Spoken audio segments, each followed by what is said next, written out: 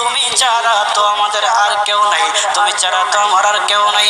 আল্লাহ গো, তুমি যদি মাফ না করো কে আমাকে মাফ করবে?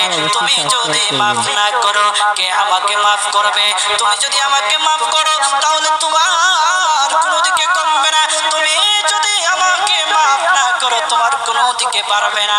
আল্লাহ গো, ইসলাম প্রচারের উদ্দেশ্যে তুমি আমাকে অবশ্যই মাফ ভিডিওটি করে শেয়ার দাও। করবেন। সারাটা জীবন অন্যায় কাজ করেছি, সারাটা জীবন নাফরমানি করেছি, আমার কাছে কালেমার দাওয়াত কম আসে নাই, আমার কাছে কালেমার দাওয়াত কম আসে নাই, আমাকে লোকেরা কম বোঝায় নাই। ও আল্লাহ, তুমি আমাকে মাফ করে দাও।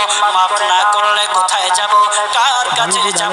বাবা যখন মারে তখন মার কাছে আশ্রয় নেওয়া যায়, মা যখন প্রহার করে তখন বাবার কাছে আশ্রয় নেওয়া যায়, বাবা মা যখন প্রহার করে তখন দুনিয়ার কারো না কারো কাছে আশ্রয় নেওয়া যায়। ও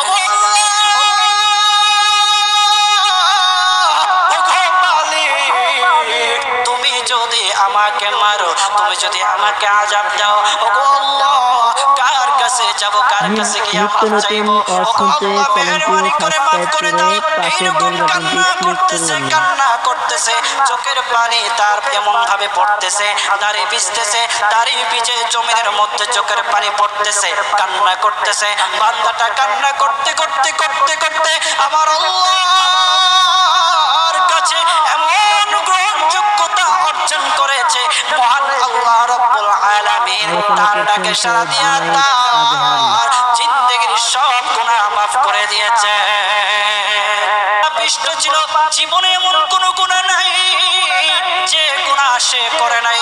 তার গুনার প্রতি অতিষ্ঠ হইয়া, মানুষ তার গুনার প্রতি অতিষ্ঠ হইয়া গ্রামের লোকেরা তাকে হাত পা বেঁধে জঙ্গলের মধ্যে ফেলে দিয়ে আসে।